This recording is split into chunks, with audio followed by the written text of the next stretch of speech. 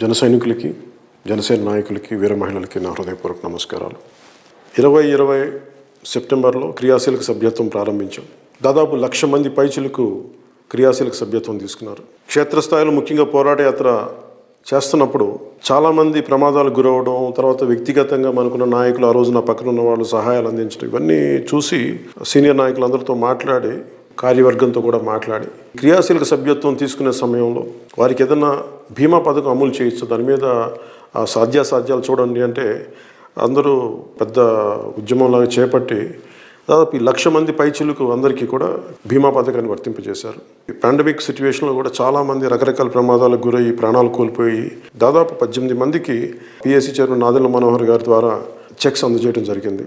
మన కోసం తపన పడ్డ వ్యక్తులకి, వారి కుటుంబాలకి అండగా ఉండాలి. అలాగే ప్రమాదానికి గురైన వ్యక్తులకి చాలామందికి కూడా ఈ బీమా పథకాన్ని వర్తింపజేశాం.